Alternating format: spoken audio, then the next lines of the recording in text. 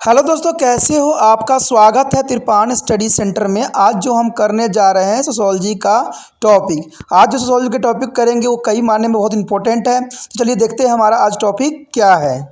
भारतीय समाज के विषय में ग्रामीण, आदिवासी और नगरीय के विषय में चर्चा करेंगे। इसमें जो हमारा पहला पॉइंट यही आता है, आदिवासी समाज। अब देखिए आदिवासी समाज में क्या है और इसका क्या महत्व है।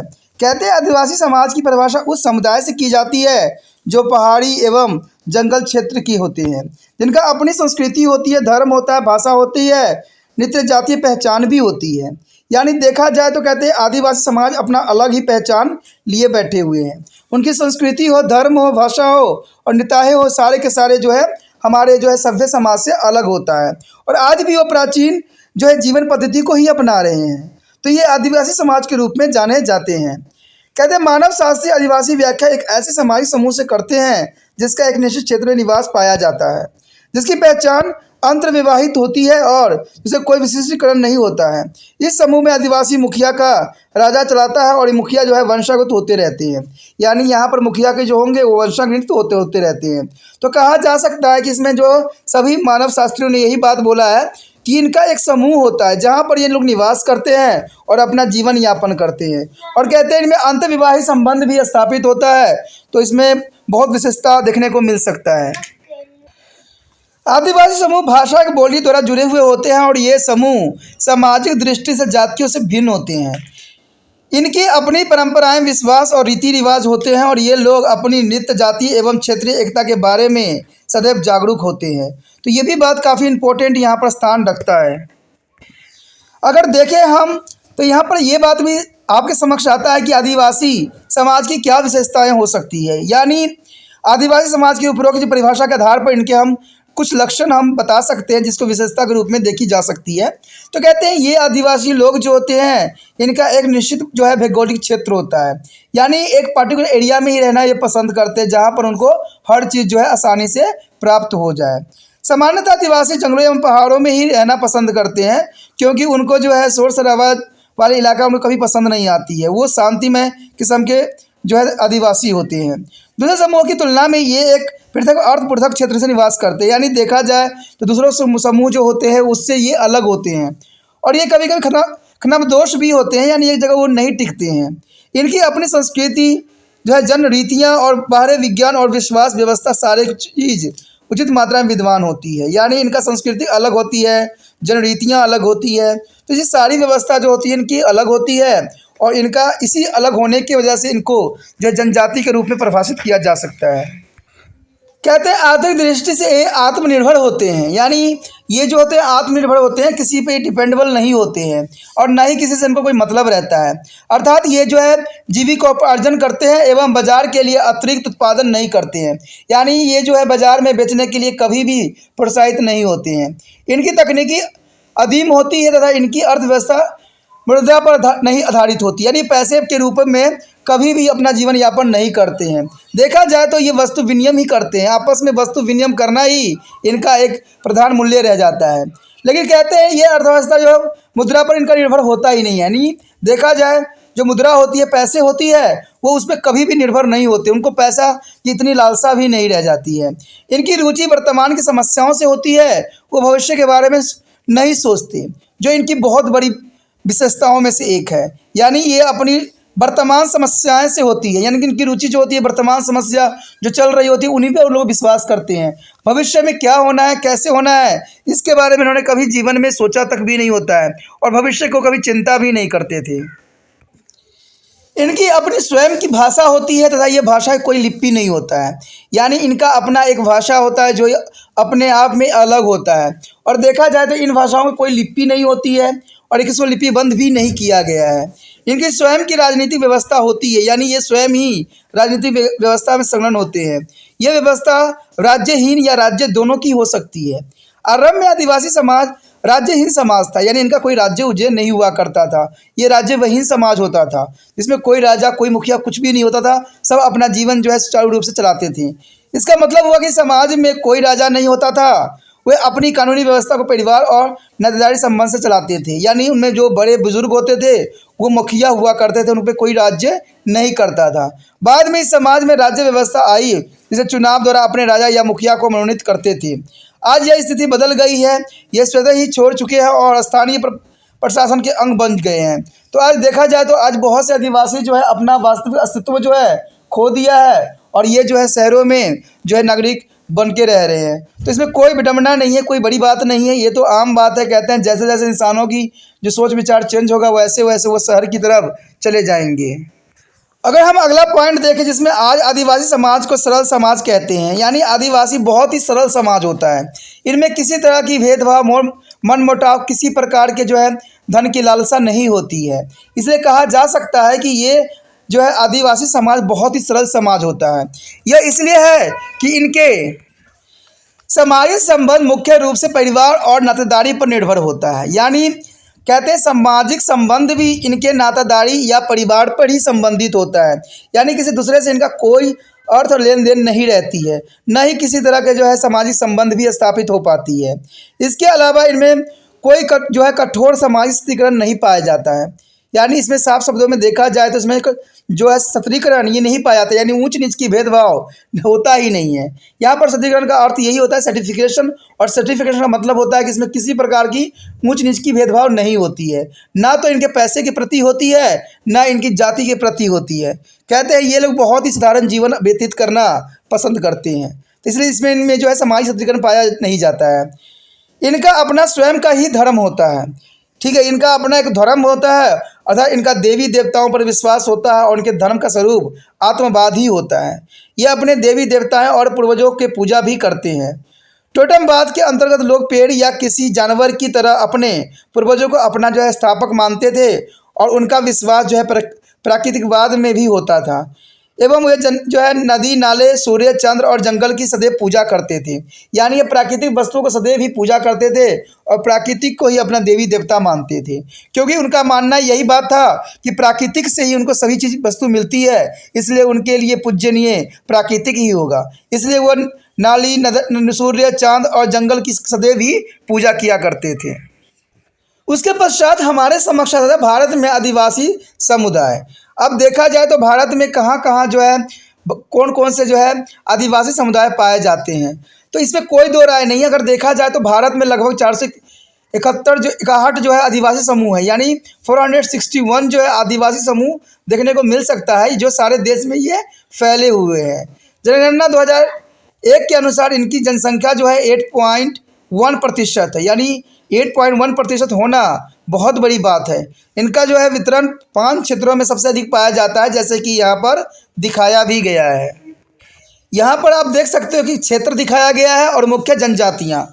तो कहते हैं उत्तर पूर्व सिक्किम और हिमालय में नागा, मिजो, अदिजोला, गदी, खासी, गारो, राजी, जयंती, राज, भुटिया और गौरो, शहरी, भील और गरसिया, रेवरी, डांग और मीना वर्ली सब पाए जाते हैं। ये पश्चिमी क्षेत्र में देखा जाए तो सहरिया, भील, गरसिया और रेवरी, बीना और वर्ली पाई जाती है। अगर मध्य क्षेत्र में देखा जाए तो मुंडा, ओड़ा, संथाल, गोंड हो, च्यों, भूमिज, विरहो, कोस, असोरा। देखिए नाम थोड़ा डिफरेंट है, लेकिन आपको क्षेत्र के हिसाब से दो नाम याद रखना अत्यंत महत्वपूर्ण है। अगर दक्षिणी क्षेत्र में हम देखें तो इरूला, टोडा, वगड़ा, पेलियांस, चिरानेका ये सारे पाए जाते हैं। और द्वीपों में रहने वाले समुदाय जो मुख्य तौर पे हैं, कहते हैं ग्रेट अंडमान निवासी जो है जरावा, ओज, एसेंटिकोलोज, सैमोन और निकोर निवासी सब पाए जाते। अगर हम विभिन्न जो है आदिवासियों की संख्या को देखें तो कहते हैं यहाँ पर अगर हम गोंडा सबसे अधिक जो है 8 लाख जनसंख्या मिलती है, यानी गोंडा में अगर देखा जाए तो इनकी संख्या 8 लाख से भी अधिक है। इसके बाद भील में है 7.5 लाख है, संथाल में 5 लाख है और मीना में 2.2 लाख है, ओरा में 2 लाख है। इन जनजातियों में जो है अराब केवल 50, ओज केवल 100 और अंडमान निवासी लगभग 150 जो है रंड केवल 260 के आसपास देखते हैं। कहते हैं भारत में आदिवासी की भाषीय वर्गीकरण, यानी भाषा के आधार पर इनको वर्गीकरण करना। आखिर क्या है भाषा के आधार पर इनका वर्गीकरण करना? कहते हैं अधिकांश आदिवासी गैर आदिवासी भाषा समूह में बोलते हैं। ये भाषा 4 पारिवारिक होते हैं: अस्टो एस्ट्रिक्स, ट्यूबो चीनी, द्रविड़ और इंडो यूरोपियन। यहाँ पर हमारे समक्ष जो है भाषा परिवार और मुख्य आदिवासी भाषाएं। तो देखा जाए तो अस्टो एस्थेटिक जो होती है खासी, निकोबारी, संथाली हो, मुंडारी, तो सारे के सारे पाए जाते हैं। टिबेतो में चीनी, भुटेल, लेंचा, ओबरो, मीरा, डेल्फा, गेरो, नागा, लूसाई ये पाए जाते हैं। द्रविड़ में कोरवा, मंडगा, टेड्डा, कोटा, कुई, गोंडी, मलेर, ओरा ये सब पाए जाते हैं। इंडो यूरोपियन में देखा जाए तो हजोग, भीली पाया जाता है। उसके पश्चात हमारा अगला पॉइंट जो आता है आदिवासी सामाजिक संरचना एवं सत्रीकरण। आखिर आदिवासी सामाजिक संरचना एवं सत्रीकरण का क्या अर्थ है? क्या इसमें सत्रीकरण पाया जाता है? क्या आदिवासी संरचना जो है सामाजिक संरचना एक अलग है? तो इसके विषय में जो है हम यहाँ पर चर्चा करेंगे। देखिए, कहते हैं अधिकांश आदिवासी जो है पितृवंशीय होते हैं। हमारा समाज भी पितृवंशीय ही माना गया है। इन आदिवासियों में जो है उड़ीसा के क्रोंद और पश्चिमी बंगाल और बिहार के स्थल और जो है मध्य प्रदेश, गुजरात एवं राजस्थान के भील माने जाते हैं। यानी सारे के सारे क्षेत्र अगर आपके समक्ष जो प्रस्तुत हुआ है वो जो है पितृवंशीय समाज माना गया है। और देखा जाए तो पितृवंशीय ही हर जगह होता है, मातृवंशी कुछ ही स्थानों पर देखने को आपको मिल सकता है। पितृवंशीय का आशय यही होता है कि परिवार की संपत्ति पिता के बाद पुत्र को मिलता है। इससे तो आप भली भांति परिचित हो गए पितृवंशी वर्ड से। कहते हैं पितृवंशी का अर्थ ही यही होता है कि पिता के बाद जो है पुत्र को जो है सारी संपत्ति का अधिकार दिया जाता है। कहते हैं और वंशज परंपरा जो है पिता से पुत्र को मिलता है। और इस समाज में जो है पुरुष जो है प्रभुत्व चलाता है, यानी पुरुष का ही प्रभुत्व सबसे इम्पोर्टेंट यहाँ पर मान्य रखता है। कहते हैं औद्योगिक अर्थव्यवस्था के अभाव में आदिवासी सामाजिक संख्या का आधार नथदारी समूह जैसे कि गोत्र, वंशावली और परिवार पर निर्भर करता है। यानी देखा जाए तो औद्योगिक अर्थव्यवस्था के अभाव में कहते हैं यहाँ पर जो है आपको देखने को ये मिल सकता है कि ये लोग नथदारी, गोत्र, वंशावली, परिवार पर सदैव ही निर्भर रहते हैं। कुछ आदिवासी समुदाय मातृवंशी होते हैं और इसमें मेघालय के खासी और गोरो हैं। असम में आदिवासी समूह में जो है सत्रीकरण नहीं पाया जाता था। इसमें दो समूह पाए जाते थे, वे शासक गोत्र और अनंत गोत्र। कहते ये वे गोत्र थे जो कि बहुत काफ़ी विस्तृत थे। आर्थिक दृष्टि से इन आदिवासियों को जो है सतमूलक समाज भी कहते थे। गैर आदिवासियों के संपर्क में आने के बाद इन समूहों में भी गैर बराबरी देखने को मिल सकती है, यानी काफ़ी जो है गैर बराबरी चीज़ देखा जा सकता है। तो ये बहुत बड़ी यहाँ पर इम्पोर्टेंट बात आ जाती है। उसके पश्चात हमारे समक्ष आता है आदिवासी समस्या। देखिए, यहाँ पर बहुत बड़ी इम्पोर्टेंट बात आ गया है कि आदिवासी समस्याएं क्या है। आखिर आदिवासियों की समस्या क्या रहती है? कहते हैं आदिवासी समाज में समस्याओं का कोई यहाँ पर होती नहीं है, लेकिन देखा जाए तो हमारे जो है प्रगतिशील समाज ने उन पे बहुत तरह की समस्याओं को खड़ा कर दिया है, जिसकी वजह से ये जो आदिवासी समाज जो है बिल्कुल तहस नहस सी हो गई है। कहते हैं जब आदिवासी बाहरी समूहों के संपर्क में आए तब उनमें कुछ समस्या आ गई। मुस्लिम शासन के आने से पहले आदिवासी समानताएं समाज की मुख्य धारा से पृथक थे। कहते हैं मुस्लिम प्रशासन की प्रक्रिया में राज्य ने राजस्व ग्रहण करने की प्रक्रिया चलाई। मुस्लिम शासकों ने राजस्व तो लिया, लेकिन आदिवासियों के रीति रिवाज और परंपराओं का हस्तक्षेप नहीं किया। ब्रिटिश काल में आदिवासियों का शोषण आरंभ हो गया और यह मुख्य रूप से 3 कारणों से पाया गया। अब देखिए, ये सारी बातें आदिवासियों की समस्या के अंतर्गत आता है।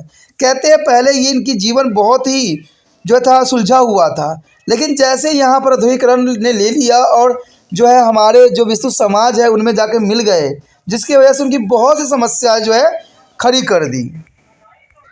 कहते हैं जब इनकी समस्याओं में सबसे पहली बात तो यही था कि ब्रिटिश आदिवासियों पर शासन करना चाहते थे। यानी ब्रिटिश का जो है पूरा मंशा जो था आदिवासियों पर शासन करने का था। कहते हैं ब्रिटिश चाहते थे कि आदिवासी क्षेत्र में जो आय के स्रोत हैं उन्हें उनसे ले लिया जाए। कहते सामान्यतः आय के स्रोत जैसे कि खनिज संपदा आदिवासी क्षेत्र में थी, तो ये बहुत बड़ी उनके लिए जो था संकट का समय था, क्योंकि ब्रिटिश चाहते थे कि उन पे भी उनका राज्य स्थापित हो जाए, जिससे जो कहते हैं जंगलों में मिलने वाले औषधि और जो जंगलों में मिलते थे उपयोगी वस्तु उनका जो है कब्जा हो जाए।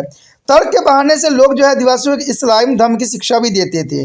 यानी उनका तर्क के बहाने, यानी सिर्फ वो अपनी मंशा पूरा करने के लिए आदिवासी को ईसाई धर्म के पूरे अपनाने के लिए शिक्षा देते थे, उनको प्रेरणा करते थे, प्रेरित करके उनको जो है इस्लामी धर्म में सम्मिलित करना चाहते थे। कहते हैं संस्कृति संबंध विविध कारणों से आदिवासियों के संपर्क में आकर आरंभ हुई। अब बहुत सी संस्कृति थी जो कि आदिवासियों के संपर्क में आने से स्थापित हुआ।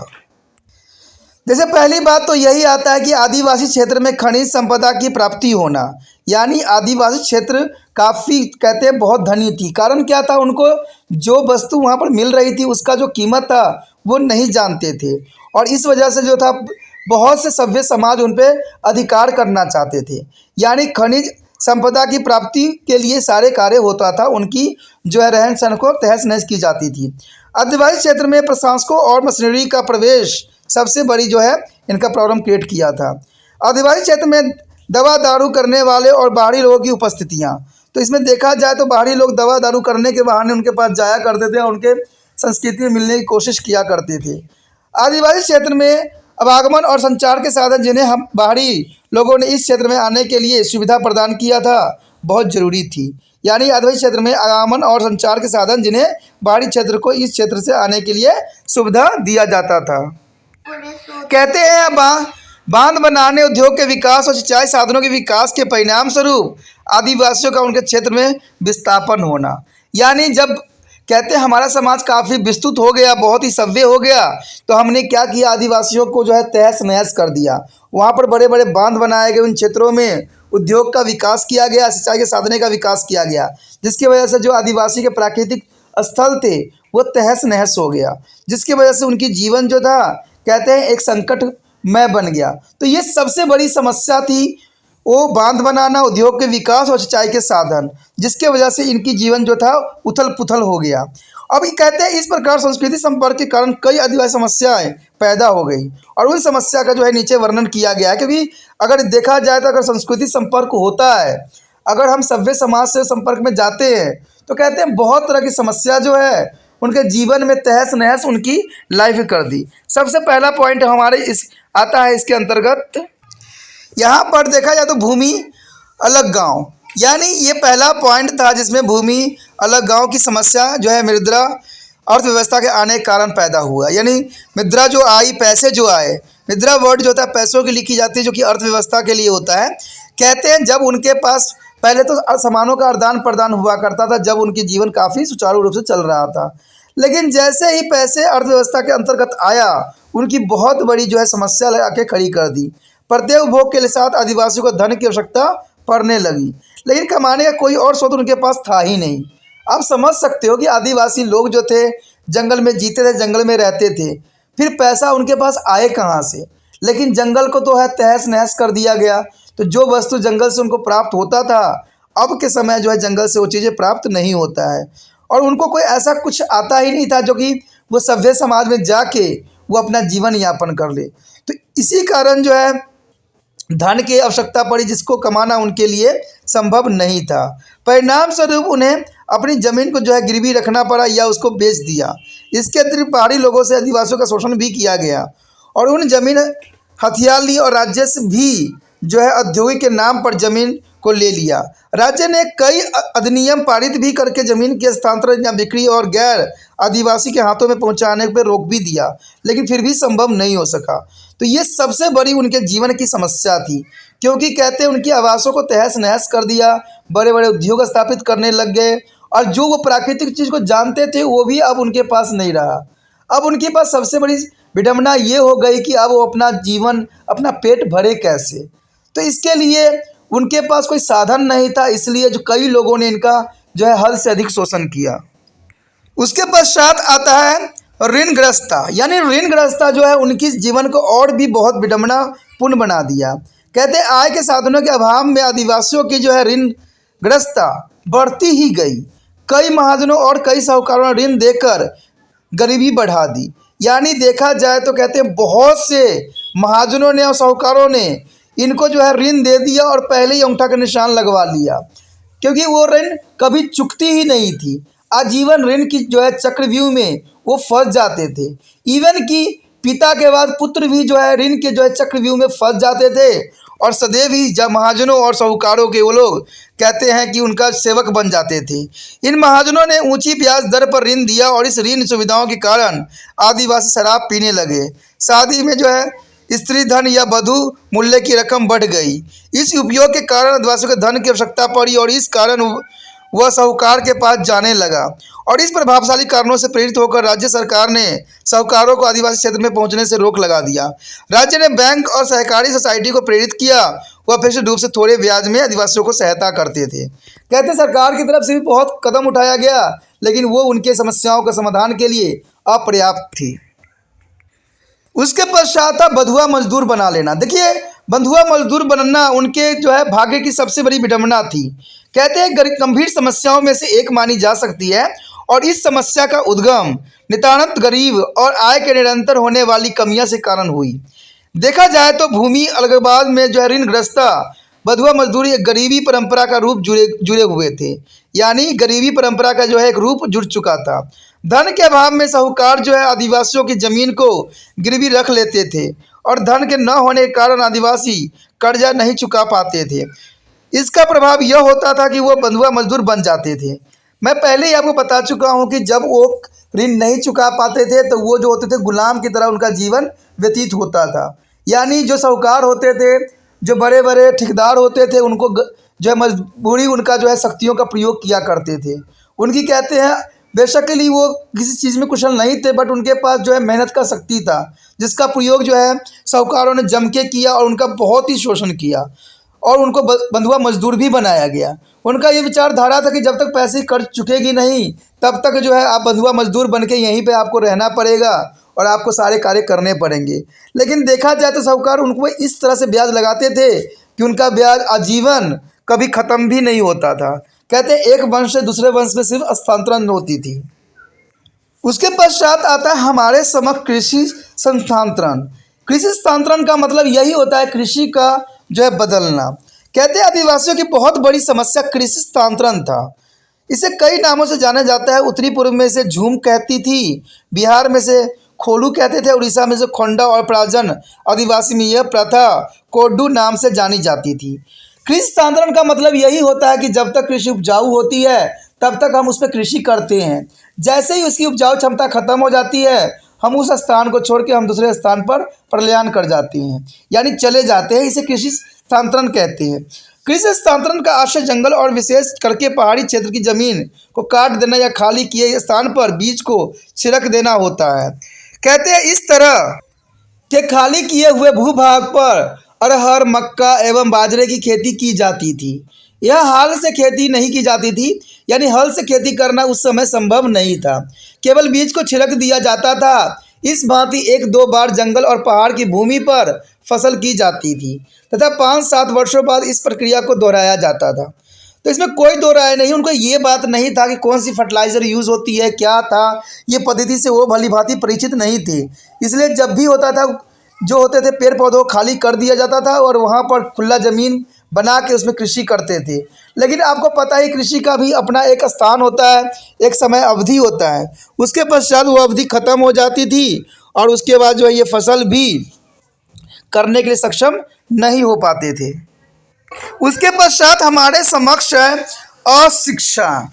अशिक्षा का मतलब यही होता है दोस्तों कि आदिवासियों के विकास में सबसे बड़ी समस्या अशिक्षा की है, यानी वो लोग शिक्षित नहीं होते थे। ये बहुत बड़ी विडंबना थी और इसी का फ़ायदा जो होता था बड़े बड़े लोग उठा लिया करते थे। शिक्षा का विकास इस क्षेत्र में इसलिए रुक गया कि आदिवासी दुर्गम स्थानों पर रहते थे। स्कूलों में पढ़ाई का समय आर्थिक एवं कृषि उपार्जन के आते थे, इन दोनों में वो मेल नहीं होती थी। इस कठिनाई को देखते हुए सरकार ने एक किलोमीटर की दूरी पर प्राथमिक स्कूल खोलने का प्रयास अवश्य ही किया गया। यानी देखा जाए तो उनमें अशिक्षा का अभाव होना ही सबसे बड़ी समस्या उत्पन्न खड़ी कर दी। कहते हैं उसमें आदिवासियों में कई लोगों ने इस प्रथा को तोड़ने की कोशिश किया और तोड़ के अपने समाज को काफ़ी विकास करने में अपना महत्वपूर्ण योगदान भी दिया। कहते हैं कोई व्यक्ति अगर शिक्षित नहीं है तो वो कोई भी कार्य करने में सक्षम भी नहीं है। कहते हैं जब तक आपको भी टॉपिक का ज्ञान नहीं होगा, समझ नहीं होगी, तो आप भी कोई भी एग्ज़ाम देने के लिए सक्षम नहीं हो सकते, क्योंकि जब तक आपको टॉपिक के रिगार्डिंग ही आपको समझने की कोशिश करना चाहिए। उसके पश्चात हमारे समक्ष आता है स्वास्थ्य और पोषण की समस्या। कहते हैं ये सारे तो एक तरफ था, लेकिन सबसे बड़ी समस्या जो उनके समक्ष था वो स्वास्थ्य और पोषण की समस्या थी। कहते हैं उनको आधुनिकता की पहचान नहीं थी, तो वो प्राकृतिक रूप से रहना ही पसंद करते थे और कई जगह स्वास्थ्य और पोषण की बहुत बड़ी समस्या से सदैव ही जूझते रहते थे। स्वास्थ्य सुविधाओं के अभाव के कारण आदिवासियों का पर्याप्त पोषण नहीं हो पाता था। उनमें कई तरह की जो है बीमारियां होती थी और इन बीमारियों से मुख्यतः मलेरिया, पीलिया होता था। इन बीमारियों का इलाज केवल प्राथमिक स्वास्थ्य केंद्र और अस्पताल में ही हो सकता था। प्रत्येक गांव में स्वास्थ्य केंद्र खोलने का प्रयास किया जा रहा है। तो ये कहते हैं आदिवासियों के लिए सबसे बड़ी समस्या थी। आज भी देखा जाए तो गाँव में कई क्षेत्र होगा जहाँ पर आपको जो है स्वास्थ्य सेवाएँ उपलब्ध नहीं हैं, जिसकी वजह से कई व्यक्तियों की जान तक भी चली जाती है। कहते हैं हम बेशक ही सभ्य समाज में निवास कर रहे हैं, लेकिन आज भी जो है गांव बहुत पिछड़ा हुआ मुझे नज़र आता है। कहते हैं स्वास्थ्य की सुविधाएं हर गांव में होना अत्यंत महत्वपूर्ण है, क्योंकि इससे किसी का जीवन भी बच सकती है और आदिवासी क्षेत्र में भी ऐसे ही देखने को मिला। कहते हैं ये बहुत इंपॉर्टेंट बात थी जो कि हमारे समक्ष था। अगला टॉपिक है अत्यंत महत्वपूर्ण है, जिसमें हम ग्रामीण समाज के विषय में चर्चा करेंगे। ये ग्रामीण समाज जो है, सबसे पहले हमने आदिवासी समाज के विषय में जो है विस्तार पूर्वक जाना, अब जो है हमारा ग्रामीण समाज है।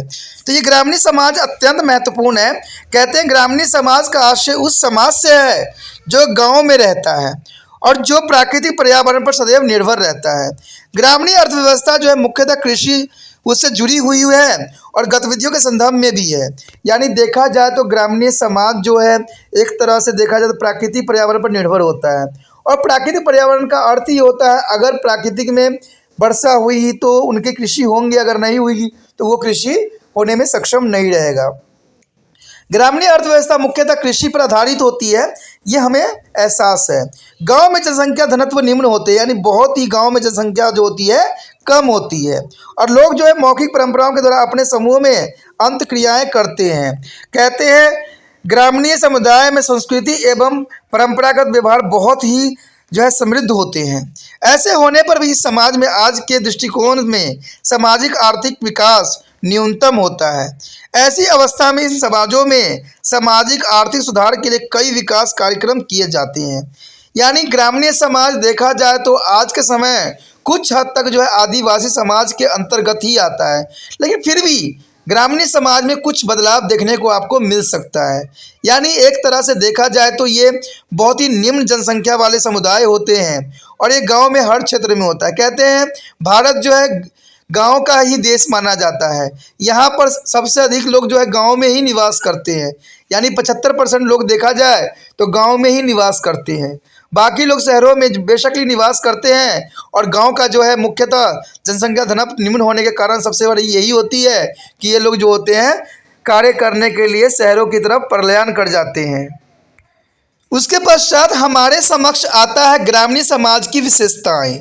आखिर ग्रामीण समाज की विशेषताएं क्या है? देखिए कहते हैं गांव में मुख्य व्यवसाय कृषि ही है और भारत भी कृषि प्रधान देश के नाम से ही जाना जाता है।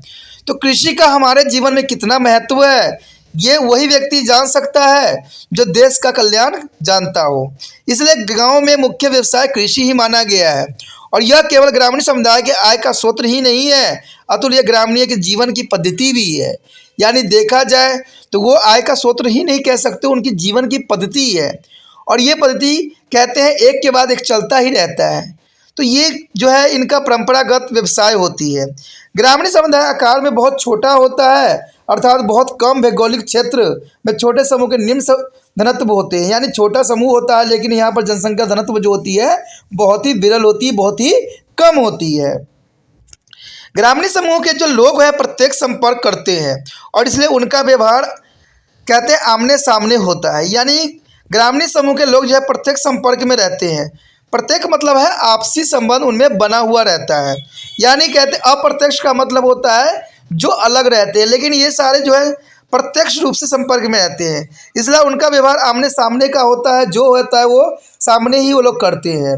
उनकी सामाजिक संरचना नातेदारी और परिवार सदस्य पर निर्भर करता है। यानी उनका जो जीवन है सामाजिक संरचना है नातेदारी परिवार ठीक है, और सदस्यों पर निर्भर करता है, यानी इनकी इतने तक ही सीमित होती है। इस समाज में वंश परंपरा बहुत ही महत्वपूर्ण होते हैं, क्योंकि वंश और जो है इनका जो है समाज में बहुत ही महत्वपूर्ण स्थान भी रखता है। उसके पश्चात हमारे समक्ष आता है सामान्यतः वे संयुक्त परिवार में रहते हैं। यानी देखा जाए तो ग्रामीण समाज बहुत ही अच्छा माना जाता है, क्योंकि सबसे बड़ी विशेषता इनकी यही होती है कि ये संयुक्त परिवार में रहते हैं।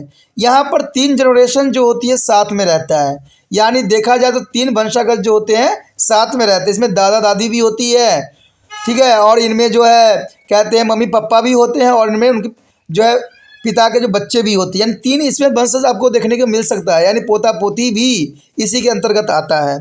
संयुक्त परिवार वह है जिसके सदस्य एक ही छत के नीचे रहते हैं और एक ही चूल्हे से पके हुए खाने को खाते हैं, ठीक है। तो ये सबसे बड़ी इनकी विशेषता है कि आज भी जो है वो एक साथ मिल के रहते हैं और एक ही चूल्हे के जो है भोजन पका हुआ खाते हैं, एक ही उपासना विधि को अपनाते हैं, और जो कि नातेदारी के बंधनों से बंधे होते हैं। एक परिवार की तुलना में संयुक्त परिवार में पीढ़ियों की गहराई ज़्यादा होती है, यानी ये पीढ़ियों की गहराई काफ़ी ज़्यादा होती है और ये आपस में मिलजुल के अपना जीवन यापन करते हैं। कहते हैं ग्रामीण समुदाय के लोग कर्मकांड और रीति रिवाज में अधिक रूढ़िगत होते हैं, यानी ये बात इनके लिए थोड़ा सा अलग बनाता है कि ये कर्मकांड और रीति रिवाज में अधिक दृढ़ रहते हैं, यानी इसी में ही जुड़े हुए रहते हैं। इनका हर एक कार्य में आपको कर्मकांड और रीति रिवाज दिख जाता है। कहते हैं देवी देवता में उनका विश्वास सबसे अधिक माना जाता है। गांव के लोग जो होते हैं सबसे अधिक ईश्वर पे विश्वास करते हैं। देवी देवताओं पे विश्वास करना, ठीक है, उनका सबसे बड़ी प्राथमिकता होती है। ग्रामीणों में पारंपरिक संयोग और समूह की निकटता अधिक होती है, यानी गाँव में देखा जाए तो हर एक ही समुदाय के लोग जो है एक क्षेत्र में निवास करते हैं, इसलिए आपसी संयोग काफ़ी बना रहता है। आपने भी देखा होगा कि अगर कहते हैं राजपूत का अगर एरिया है तो पूरा राजपूत के ही लोग रहते हैं, ठीक है। अगर वहाँ पर मुस्लिम धर्म के लोग रह रहे हैं तो मुस्लिम धर्म के लोग ही मिलेगा। तो ये बहुत बड़ी इंपॉर्टेंट बात है कि वो समूह के निकट अधिक होते हैं, उनमें गहन भाईचारा की भावना पाई जाती है। कठिनाई के समय ये समूह बड़ी ही आत्मीयता से मदद भी करते हैं, यानी हर एक त्यौहार, हर एक कहते हैं विवाह समारोह में ये बढ़ चढ़ के जो है पार्टिसिपेट करते हैं और बढ़ चढ़ के अपना कार्य को संपन्न भी करते हैं। यानी देखा जाए तो ये समाज जो है काफ़ी हेल्पफुल भी लोगों के लिए रहता है। कहते हैं अगर ग्रामीण समाज की संस्कृति लोक संस्कृति के नाम से जानी जाती है, यानी ग्रामीण समाज की संस्कृति जो है लोक संस्कृति के नाम से जानी जाती है, और उनकी संस्कृति जो है रीति रिवाज मानकों और कर्मकांड से सदैव जुड़ी हुई रहती है। तो इसमें कोई दो राय नहीं है, उनकी संस्कृति रीति रिवाज मानकों और कर्मकांड से सदैव ही जुड़ी रहती है। इसमें लिखाई पढ़ाई का कोई स्थान नहीं होता है। ये लोग एक ही सामान्य संस्कृति के पृष्ठभूमि में बड़े होते हैं। अंततः जीवन के प्रति उनके जो है वैचारिकों में अंतर नहीं होता है, इस कारण उनका जीवन जो है सहजातीय होता है। यानी देखा जाए तो ग्रामीण समाज संस्कृति लोक संस्कृति के नाम से काफ़ी जाना जाता है, और उनकी संस्कृति रीति रिवाज मानकों और कर्मकांड काफ़ी हद तक एक दूसरे से जुड़ा हुआ रहता है। यानी एक गांव में अगर हो तो वो अगर कोई पूजा पाठ होता है, कुछ भी होता है, तो उनमें जो है सामान्य आपको देखने को मिल सकता है। कहते देखा जाए तो परंपरागत रूप से ग्रामीण अर्थव्यवस्था जो है कृषि अर्थव्यवस्था ही है। कृषि करने की उनकी विधि परंपरागत है और ये सामान्यतः वर्ष में 2 फसल लेते हैं। यानी देखा जाए तो इनका जो होता है कृषि करने की जो पद्धति होती है वो बहुत ही सरल होता है। यानी देखा जाए तो ये साल में सिर्फ 2 फसल को ही प्राप्त कर पाते हैं। फसल की इस पद्धति में उत्पादन कम होता है, फसलों के बाजार में बेचने की सुविधाएं भी बहुत कम है, और इस तरह की अर्थव्यवस्था में परिणाम स्वरूप उनका जीवन गरीबों से काफ़ी निकलती है। इनका जीवन जो है गरीबों में ही बीतती है। इधर कुटीर उद्योग कमज़ोर होने से जो है ग्रामीण पड़ोसी कस्बों में धंधे के लिए जाने लग गए हैं। तो इसमें कोई दो राय नहीं है। कहते हैं अगर देखा जाए तो ग्रामीण समाज की जो है कृषि जो है अर्थव्यवस्था काफ़ी प्रचलित है, और कृषि पर ही ये लोग निर्भर हैं। फसलों के बाजार में बेचना उनको नहीं आता है, और आता भी है तो कहते हैं उनके बहुत से फसल जो है शहरों तक नहीं पहुंच पाते हैं, और उनको अच्छा जो है आमदनी नहीं मिल पाता है। पहले के समय में उन जो थे कुटीर उद्योग भी करते थे, यानी छोटे छोटे उद्योग से काफ़ी जुड़े हुए थे। घर में है तो हर तरह की चीज़ें बनाया करते थे। लेकिन जैसे औद्योगिकरण हुआ उनकी जो है घरों में बनाए गए चीज़ जो है उनका बिकता नहीं था, या बहुत काफ़ी महंगी होती थी, जिसकी वजह से लोग पसंद नहीं करते थे। इसके वजह से उनका जो है कुटीर उद्योग जो थी ख़त्म सी हो गई, क्योंकि आपको पता ही अगर हम हाथों से बुने तो इसको एक चीज़ को बनाने में कम से कम 5-6 दिन लग जाती है। तो इसी कारण उनका रेट भी काफ़ी बढ़ जाता था। लेकिन जैसे ही आज हमारे मशीनीकरण आ गया, मशीन आ गया, जिसके वजह से इनका जो वस्तु जो महंगी थी वो लोग लेना बंद कर दिए और सस्ती वस्तुओं के ऊपर काफ़ी आकर्षित हो गए, जिसके वजह से इनका कुटीर उद्योग जो था बहुत कमज़ोर सी हो गई और यहाँ इवन की ख़त्म सी हो गई। तो उनको एटलीस्ट जो है कुटीर उद्योग को बंद ही करना पड़ गया।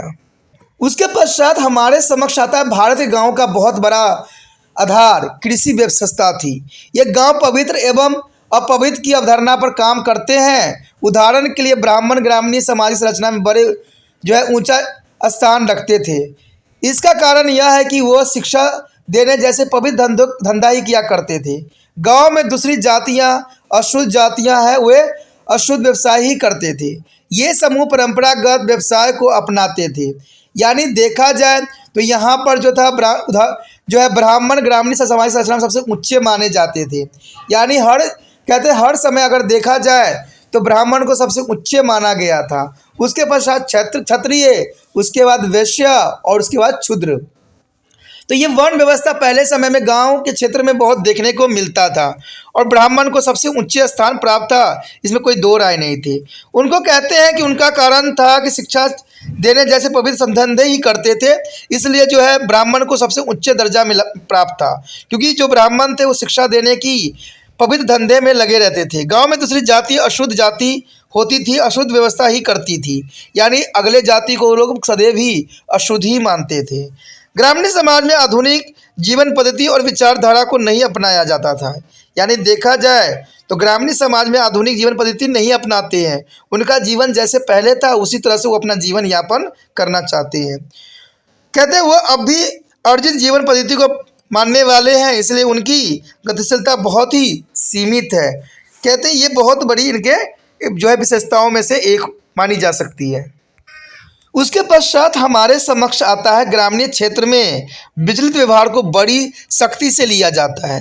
तो इसमें कोई दो राय नहीं है। अगर ग्रामीण समाज में जो विचलित व्यवहार होती है, यानी जो गलत व्यवहार होता है, उसको जो वो लोग बहुत सख्ती से निपटाते हैं।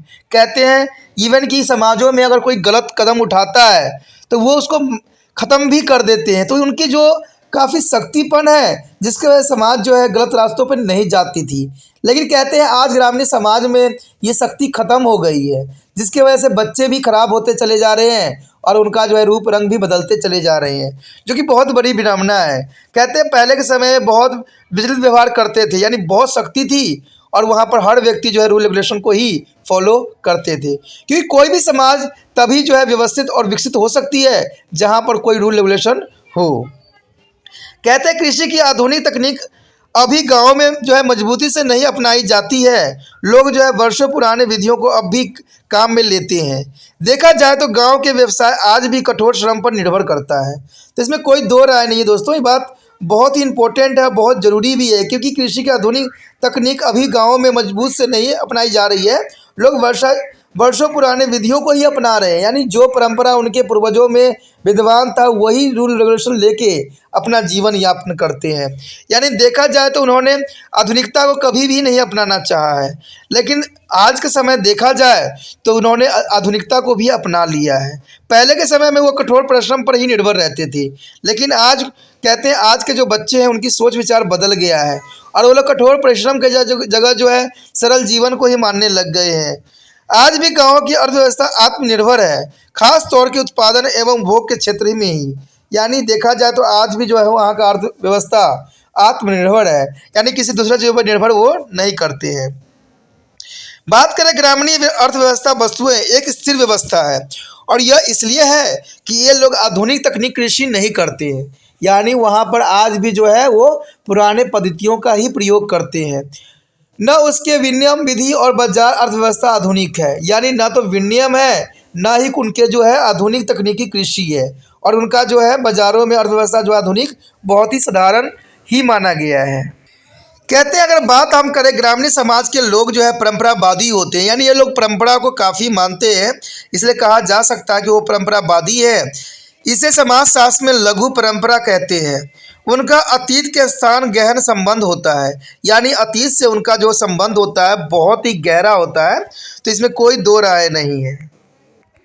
कहते हैं अगर देखा जाए तो अगला पॉइंट जो है भारतीय ग्रामीण समुदाय एक सामाजिक इकाई के रूप में, यानी भारतीय जो है ग्रामीण समुदाय क्या है और इसका एक इकाई के रूप में क्यों लिया गया। कहते हैं ब्रिटिश शासकों ने कहा है कि भारत के गांव छोटे जो है गणतंत्र की तरह है, यानी भारत का जो गांव है छोटे गणतंत्र की तरह है, ये अंग्रेजों का मानना था। अर्थात ग्रामीण लोगों की जो आवश्यकताएं हैं वो उसके गांव से ही पूरा हो सकता है, यानी लोगों की आवश्यकताएं गांव से ही पूरी होती है। अपने अस्तित्व के लिए वे बाहर के लोगों पर सदैव निर्भर नहीं रहते हैं, यानी देखा जाए तो ये अपने अस्तित्व के लिए वो किसी दूसरे चीज़ों पर निर्भर नहीं होते, न दूसरे लोगों पर इनका निर्भरता रहता है। ब्रिटिश लोगों की यह मान्यता भारतीय समाजशास्त्री गाँव में जो है वैज्ञानिक अध्ययन के गलत सिद्ध किया है, लेकिन ये सिद्ध कहते हैं गलत तो सिद्ध किया है, इसमें कोई दो राय नहीं है। हरियाणा के एक अध्ययन से सिद्ध है कि कोई 30 गांव जो है विवाह से जुड़े हुए हैं और जो कहते हैं उपभोग की कई वस्तुएं जैसे कि नमक, मीठा तेल, कहते हैं कई औजार, कपड़ा, जवाहरात हर गांव में पैदा होता है और ऐसा नहीं है। ठीक है, तो कहते हैं ये सारी बातें एक अलग ही दृश्य को प्रस्तुत करता है।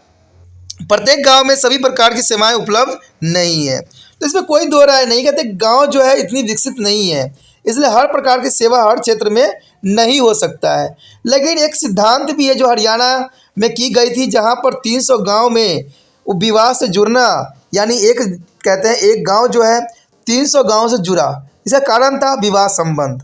तो इस वजह से भी कहा जा सकता है कि ये आपस में जुड़े हुए हैं। और भी देखा जाए तो उपभोग से भी काफ़ी जुड़े हुए हैं, चाहे वो नमक हो, मीठा तेल हो, कई औजार, कपड़ा, जवाहरात, हर तरह से जो है एक दूसरे पे ये निर्भर बने हुए हैं। प्रत्येक गांव में सभी प्रकार की सेवाएं उपलब्ध नहीं होती है। अतीत से गांव अलग अलग राज्य के अंग थे। इसके अलावा गांव के लोग जो है संपूर्ण देश में तीर्थ यात्री की तरह खींचे चले जाते हैं। उदाहरण के लिए 4 धाम की यात्रा गांव की दुनिया के साथ जोड़ देती है।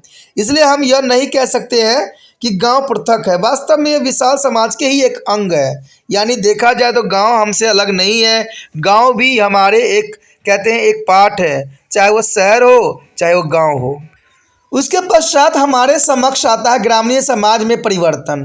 कहते हैं आज़ादी के बाद सन 1952 में समुदाय विकास कार्यक्रम गांव के जो है सर्वांगीण विकास के लिए चलाए गए थे। इस कार्यक्रम का उद्देश्य संपूर्ण समुदाय का विकास में जुटना था। बाद में चलकर सन 1959 में पंचायती राज्य अथवा स्थानीय शासन चलाया गया।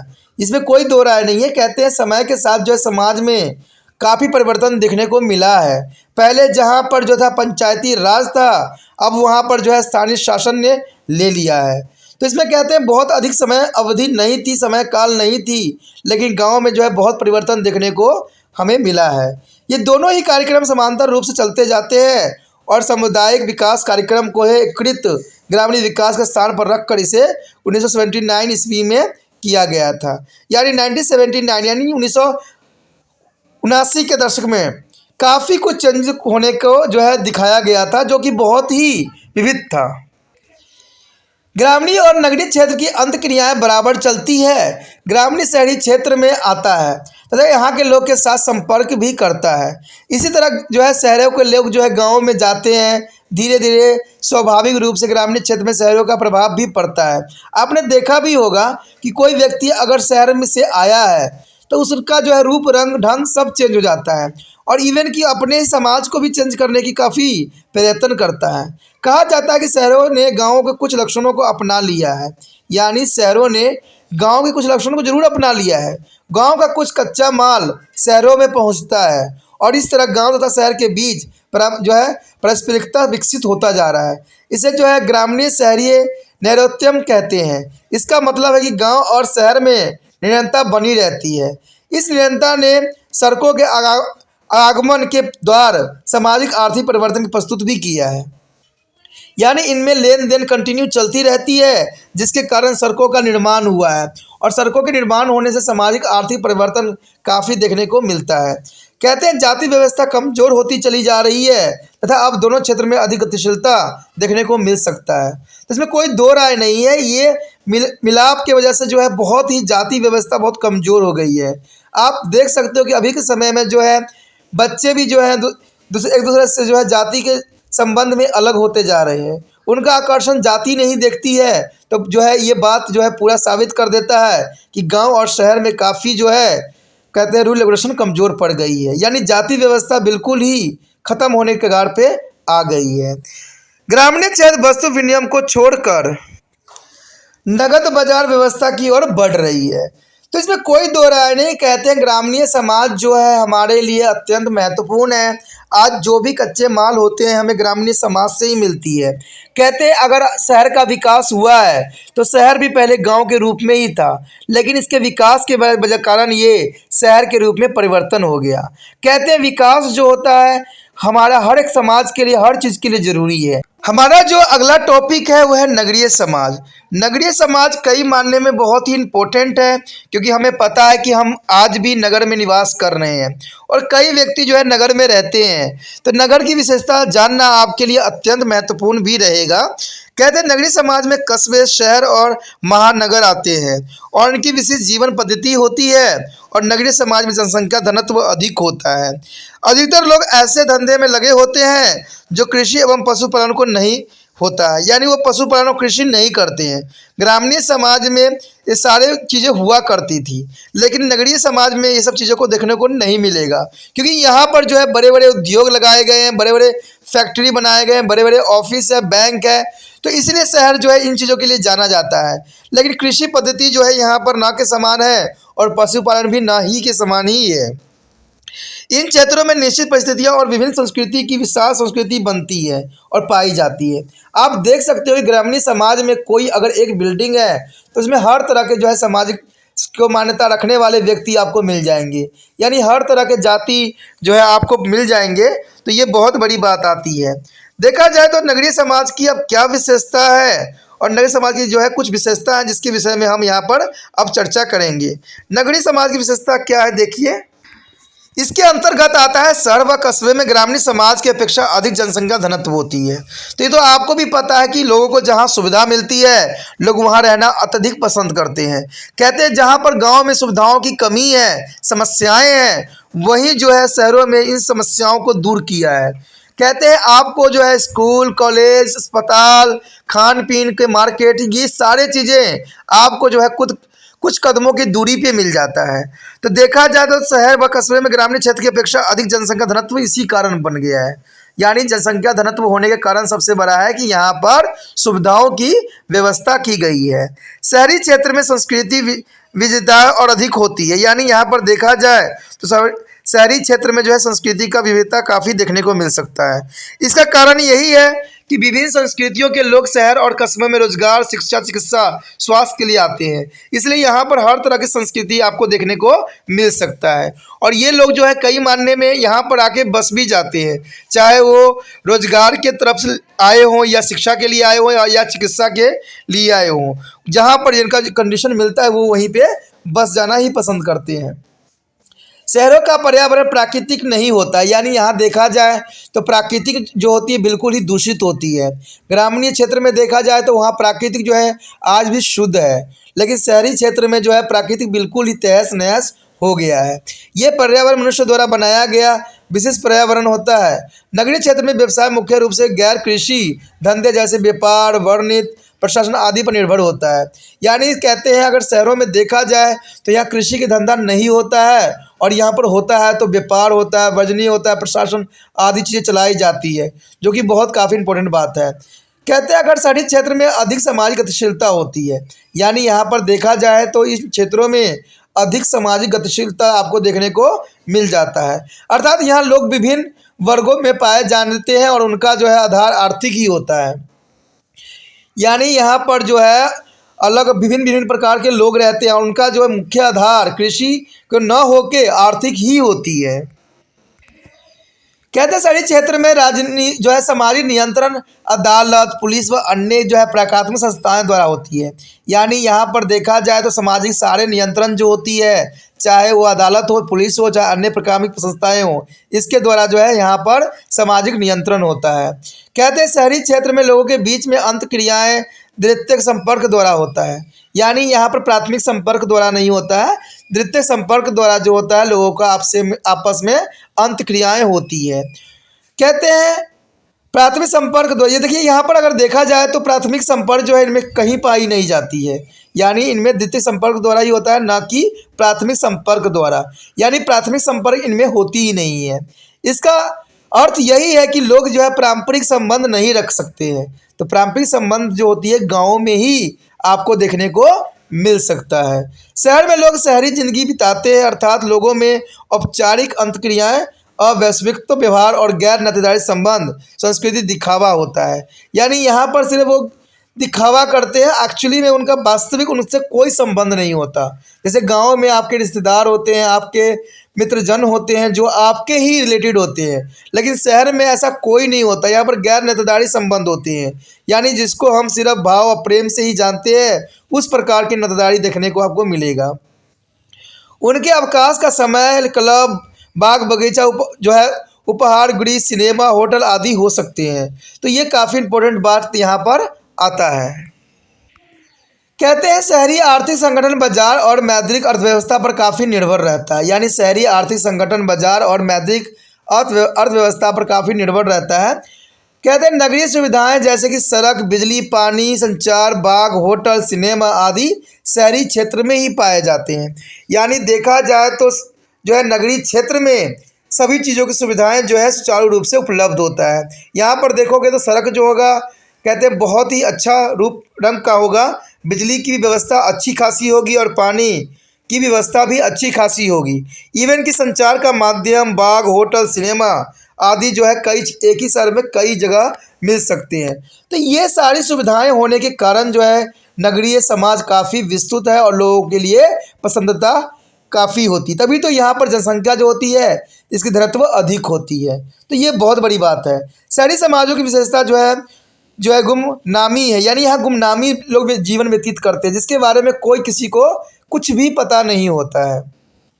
जैसे गांव में लोग सबको जानते हैं वैसे ही शहर में नहीं, यानी गांव में आप हर एक व्यक्ति के बारे में जो है पूरी डिटेल रखते हो, लेकिन शहरों में यहाँ पर दूसरे के लिए जो है इन्फॉर्मेशन रखना संभव ही नहीं है। इवन कि अगर आप कहीं शहर में रहते हो तो आपके पड़ोस में रहने वाले व्यक्ति का नाम तक भी आपको जो है पता नहीं होगा। तो गांव में इन सब बातों के लिए बहुत ही अलग स्थान होता है। गांव में हर व्यक्ति एक दूसरे को जानता है, इसलिए इसको प्राथमिक क्षेत्र कहा जाता है, और शहर में कहते हैं एक दूसरे को कोई नहीं जानता, इसलिए इसको द्वितीय क्षेत्र के अंतर्गत आता है। उसके पश्चात हमारे समक्ष आता है नगरीय सामाजिक समस्याएं। देखिए नगर की अपनी एक समस्याएं होती है जिसको जानना आपके लिए अत्यंत महत्वपूर्ण रहेगा। कहते हैं शहरी सामाजिक कई सामाजिक समस्याएं होती है, जैसे कि भीड़ भाड़ से लगी हुई जनसंख्या, गंदी बस्तियां, अपराध, स्रोत एवं सुविधाओं का बहुत बड़ा अभाव जैसे कि पानी और बिजली। कुछ समस्याएं शहरों में जो है गुमनामी के कारण भी होता है। इन शहरों में व्यवस्था संबंध रखने की नहीं मिलते हैं, इस कारण शहरों में जो है तनाव सदैव रहता है। देखा जाए तो शहरों में जो है मानसिक बीमारियां अत्यधिक होते हैं। सभी लोग गाँवों से शहरों की ओर दौड़ते चले जा रहे हैं। शहरों में बेरोजगारी अधिक होती है। जब शहर में रोजगार नहीं मिलता है तो गांव में जो है आदमी शहर में धकेल दिया जाता है। तो कहते हैं ये बहुत बड़ी बात है। कहते हैं जब शहर में रोजगार नहीं मिलता है तो गांव की तरफ फिर से वो चले जाते हैं। तो ये बहुत बड़ी समस्या आ जाती है। कहते हैं तब यह स्थिति बड़ी निराशाजनक बन जाती है, क्योंकि इसमें कोई दो राय नहीं है। अगर कोई भी क्षेत्र में अगर हम बदलाव करते हैं तो इसका सबसे अधिक प्रभाव जो होता है आम लोगों में ही मिलता है। अगर कहते हैं आज जो है शहरों की समस्या इसलिए बढ़ती चली जा रही है क्योंकि लोग जो है गांव से शहर की तरफ पलायन कर रहे हैं। इनकी माइग्रेशन के कारण ही ये लोग जो है काफ़ी यहाँ पर जो है अलग रूप रंग बना दिया है शहरों को। यहाँ पर जो है भागम भाग अधिक पाई जाती है। देखा जाए तो धकेलने वाली स्थिति का मतलब यही होता है कि गांव में रोजगार न होने से बेरोजगारी की अवस्था जो है ग्रामवासियों को नौकरियों की तलाश में शहर की ओर धकेल देता है।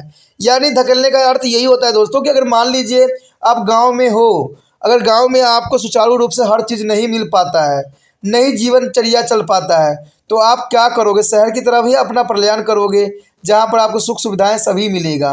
कहते हैं गाँव में जो है आज भी पुरानी पद्धतियों को अपनाया जाता है, लेकिन शहरों में जो है ऐसा नहीं है। इसी वजह से बहुत से लोग जो होते हैं गांव की तरफ जो है अपना रुख बना लेते हैं। कहते हैं अगर देखा जाए तो खींचने की स्थिति का आशय यही होता है कि ग्रामवासियों को उनके शहरों से बसे हुए निकट के संबंधी लोग उन्हें काम दिलाने के लिए शहरों में आमंत्रित भी करते हैं, बुला लेते हैं अथवा यह कहे कि खींच लेते हैं। आपने देखा भी होगा कि आपके क्षेत्र के कोई व्यक्ति अगर शहर में गया होगा तो उसके बाद एक व्यक्ति को जो है बुला लेता है और जिसकी वजह से सारे के सारे जो होते हैं शहरों में निवास कर जाती है। इसमें कोई दो राय नहीं है। आपके भी क्षेत्र में देखा होगा आपने कि कोई अगर विदेश भी जा रहा है, अगर एक बार कोई व्यक्ति चला जाए तो अपने साथ कई व्यक्तियों को जो है साथ में लेके जाता है। जैसे कि आपने देखा भी होगा कि जब भारत में वास्को डी गामा आया था तो वो पहला व्यक्ति था जो भारत में खोज भी किया था, और इसने जब पहली बार आया तो यहाँ पर बहुत सारे मसाला लेकर आपस गया भी, और जब वहाँ पर वो गया वो मसाले काफ़ी उसकी 4 गुनी जो है मुनाफा हुआ, तो वो अपने साथ जो है हज़ारों की संख्या में जो है वहाँ से लोग को लेके आया, और कई लोग तो यहाँ की प्राकृतिक देख के, भारत की प्रकृति देख के यहीं पे बस गए और यहीं पे जो है रोजगार के अपने जो है बना लिए। तो ये सारी बातें एक आम हो जाती है और आम संबंध स्थापित करती है, तो इसमें कोई दो राय नहीं है। फिर भी इसके अलावा नगरीय जीवन का मनोरंजन और आकर्षण पहलू भी लोगों को शहरों की ओर खींचता है। देखा जाए तो आज जो है शहर काफ़ी मॉडर्नाइज हो गई है और ग्रामीण जो है पिछड़ापन के ही चपेट में है। इसलिए लोग जो है आज के समय में मनोरंजन आकर्षण के पहलू को देखते हुए शहर में निवास करना उचित मानते हैं। गाँव से शहरों में जो है विस्थापित होने पर लोगों के शहरों में रहने के लिए सम्मानजनक आवास उपलब्ध नहीं हो पाते हैं। यानी बात अगर हम यहाँ पर करें तो गांव में जो है विस्थापित होने पर जो है लोगों को शहरों में रहने के लिए सम्मानजनक आवास उपलब्ध नहीं होते हैं। इसमें कोई दो राय नहीं है। कहते हैं गाँव में जहाँ पर आपके बड़े बड़े घर होंगे, शहरों में जो है आपको उतना बड़ा आवास नहीं मिलेगा, क्योंकि शहर बहुत छोटा होता है और लोगों की जनसंख्या जो होता है अधिक होती है। सामान्यतः वो लोग शहरों की बाहरी सीमा में सामूहिक आवास बनाकर रहना शुरू कर देते हैं, जिसे झुग्गी झोपड़ी के नाम से भी जाना जाता है। तो शहरों में आप देख सकते हो कि झुग्गी झोपड़ी की संख्या अत्यधिक होती है। ये सामूहिक आवास गंदी बस्तियां अथवा स्लम के जो है स्वरूप धारण कर लेते हैं। आप देख सकते हो कि मुंबई जैसे शहर में कहते धारावाही जो है बहुत बड़ी जो है स्लम एरिया है। कहते हैं इतनी बड़ी स्लम एरिया विश्व में कहीं भी नहीं है। तो ये बहुत बड़ी विडंबना है कि कहते हैं जहाँ भी लोग जाते हैं अपने लिए घर व्यवस्था जो है स्लम के रूप में बना लेते हैं। कालांतर में इन बस्तियों की दशाएं बद से बदतर होती चली जा रही है, और इसमें कोई दो राय नहीं कि बस्तियां जो होती है वहाँ पर न तो पानी की सुविधा होती है, न नल की सुविधा होती है, न सीवेज की सुविधा होती है, और ये क्षेत्र जो होती है काफ़ी दूषित होती है, और यहाँ पर जो है बीमारी का भी प्रकोप बढ़ने की चांसेस सदैव बनी रहती है। तो ये सारी जो है समस्याएं इनको जो है इन क्षेत्रों में देखने को मिल सकता है। तो इसके कारण कहते हैं कि कालांतर में इस बस्तियों की दशाएं बद के बेहतर होती थी और शहरों में होने वाले अपराधों की संख्या बहुत ऊंची भी है। और दूसरी बहुत बड़ी समस्या जो है यहाँ पर अपराध, क्योंकि शहर में आपको पता है कि अगर सारे लोग गांव से जो है शहर की तरफ प्रस्थान कर जाएंगे तो यहाँ पर जॉब तो उनको मिलेगी नहीं। अगर जॉब नहीं मिलेगी तो वो अपना जीवन यापन करने के लिए, पेट भरने के लिए चोरी डकैती भी करेंगे। तो इस तरह से जो है शहरी क्षेत्र में जो है अपराध की समस्या भी बहुत जो है अपना सर उठा रखा है, जिसकी वजह से बहुत तरह की समस्याएं आती है। पर मुख्य रूप से शहरों में ऐसे बेरोजगारी के कारण नवयुवकों में जो है व्याप्त निराशा एवं कठोर जनसंख्या के साधन के कारण भी होता है। तो इसमें कोई दो राय नहीं है। अगर ऐसा नहीं उनको रोजगार मिलता है तो नवयुवक जो होते हैं काफ़ी निराश हो जाते हैं, हताश हो जाते हैं, और इस हताशा के चक्कर में वो क्या करते हैं, अपराध को ही अपना जीवन यापन के जो है सूत्र मान लेते हैं। तो इसलिए देखा जाए तो गांव के क्षेत्र में ये बहुत बड़ी समस्या है कि यहाँ पर चोरी डकैती बलात्कार ये सारी जो है घटनाएं एक आम बात बन गई है, जो कि प्रशासन से भी नियंत्रण नहीं हो पाता है। तो ये बहुत बड़ी समस्या जो है नगरीय क्षेत्र के लिए आती है। तो इसी के साथ हमारा जो एक चैप्टर था ये ख़त्म हो जाता है। ये चैप्टर जो था नगरीय, ठीक है, और ग्रामीण और जो है आपका आदिवासी समाज के ऊपर विस्तार पूर्वक वर्णन था, विशेषताएं थी, समस्याएं था। तो ये जानना आपके लिए अत्यंत महत्वपूर्ण रहेगा। अगला चैप्टर जो है हमारा अत्यंत महत्वपूर्ण है, तो अगला चैप्टर आप देखना मत भूलिएगा। अगला चैप्टर में जो है हम मिलेंगे, लेकिन आपको पता है कि अगर आप पहली बार वीडियो देख रहे थे तो चैनल को सब्सक्राइब जरूर कर लीजिए। सब्सक्राइब अगर आप नहीं करोगे तो आपको जो है अगला वीडियो शायद प्राप्त भी न हो, क्योंकि आपको पता है अगर बाद में आप रिसर्च भी करने की कोशिश करो तो शायद आपको प्राप्त न हो। क्योंकि देखिए दोस्तों, मैं ये नहीं कह रहा हूँ कि यहाँ पर वीडियो की कमी नहीं है। अगर आप रिसर्च करोगे इसी नाम से, ठीक है, टॉपिक के नाम से ही रिसर्च करोगे तो आपको इस पे बहुत सारे वीडियो प्राप्त हो जाएगा। लेकिन कहते हैं अगर मेरे समझाया हुआ समझ अगर आपको आता है तो आप ज़रूर मेरे ही वीडियो तलाश करोगे, लेकिन अगर आप मेरा वीडियो नहीं मिलेगा तो आप हताश हो जाओगे। इसलिए मैं कहता हूं कि चैनल को सब्सक्राइब कर लेना, आपके लिए फ़ायदेमंद रहेगा।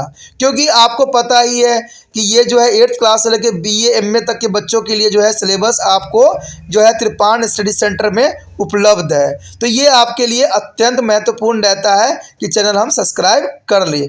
और चैनल सब्सक्राइब करने के साथ साथ जो है एक और बात आपको भूलना नहीं है कि दूसरे बच्चे तक भी इस वीडियो को पहुंचाना है। इसलिए आपने क्या करना है, जो है यूट्यूब से जो है लिंक को कॉपी करना है और व्हाट्सएप स्टेटस पे लगा देना है।